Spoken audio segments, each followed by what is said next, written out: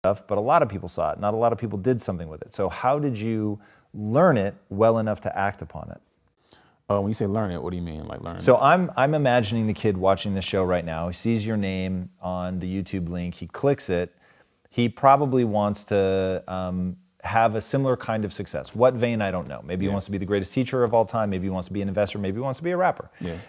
And so what I want to see how much you can sort of recapture from that period is how you went about absorbing this information and then trying it. So learning about distribution is not easy, dude. Like, I had to learn about distribution from a food perspective. It's just not easy. It's complicated. It's full of people that like can say yes and no, and you have to figure out how to work with them and like how to, make friends here and know who to say no to and who to say yes to and who's the right distributor. And when you're driving to Cleveland, who are you taking the mixtape to? Who do you sell it to? And if you sell it to this guy, can you also sell it to that guy? How do you set the price? Like, there's so much to figure out. How'd you begin chipping away at that problem? I think you go back to the beginning and you start with doing what you're passionate about, right? Because there are a lot of people that are going through life right now trying to figure it out. Like, man, I don't know what I want to be. I don't know. Like, I was at that moment. And then. So you're just like, I'm going to take fucking action. Yeah, I'm going to figure out what I like. But you first. had to press your own discs. Yeah. So how'd you figure that one out?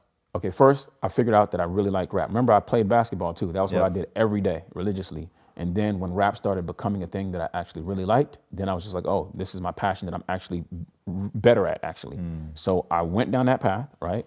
And then now, because my curiosity and my passion for it, I'm gonna be engulfed in everything. It's not work, it's like it's second nature, So I don't know everything. You reading, you asking questions? Nah, I'm diving into it. I'm doing it. I'm everything that the books teach you. I think a lot of times it has you sitting back reading so much that you're not actually doing. And to me, doing is the best teacher. So basically, I don't know everything about selling mixtapes at the time, but I see other people selling mixtapes and they're right next to me. I can talk to them all the time, so I'm asking them questions. My curiosity about this thing I'm passionate about kind of, got real world experience from people that have done it. So then I'm watching them do it. And then I go right behind them and do the thing that they just did, and it actually works, right? So they just pressed up some CDs and they took them and drove them all the way to Cleveland, Ohio. Most people don't want to do that. Remember, you're going there not even knowing if you're going to sell a lot of them, right? You get there and you're selling them for what? $7 a piece, right? If you get there and only sell, 100 CDs, you make $700, but you got to pay for the gas. You got to pay for all these things. Your friends are going with you. They want money too. It's not that much. So we're knowing that in advance and saw the person go and they came back and they made 700. So I'm thinking like, man, I want to drive. I'm going to do it, but I don't want to make 700. How can I not make 700? So we came up with a plan and it was like, all right, when we get there, we're going to get a hotel. Wait, we can't get a hotel because that's going to take from our 700. Now, when we get the hotel, we're going to take the phone books. Back in the days, they had the phone books and you'd open it had like the store section and you would open it out and every store in the city's there. And we would just call them and be like, hey, we're in town, we got this mixtape. And they'd be like, well, who are you? You're not really that, no. And then we get all our friends to call the store and ask for our mixtape. So then now they're like, oh yeah, I want that mixtape. People have been calling and asking for that.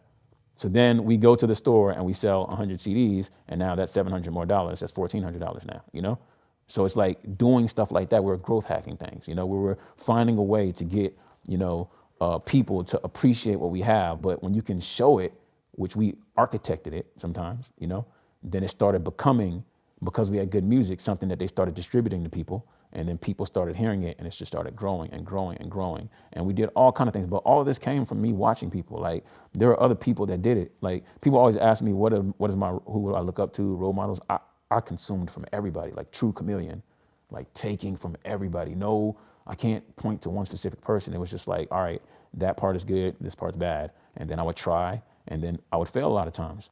But trial and error is going to be your best teacher. Like, I can't think of any book, I can't think of anything that taught me it.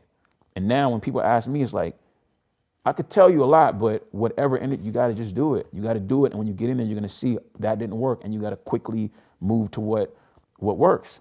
Startup companies work like this. That's what I love. They're in the business of like trying things. They'll throw 10 darts at a table. I mean, at a dartboard, and 2 of them will stick and the rest of them will fail. But when they find the 2 that stick, then they start to lean in on those, and I think life is like that. I feel like the one thing about rap that it taught me is having your finger on the pulse of what's next. There was this thing where when I was early, everybody used to talk about a rapper. A little kid comes up to you and they're like, wow, he's a rapper, and they're excited about it. Then you kind of grow a little bit and you get to a phase where it's like, he's a rapper, you know? And then you go to a phase where it's like, he's a rapper. You know what I mean? And it's like, man, when I started getting to the third phase, it was like people didn't look at a rapper good. And I started to not like that, you know?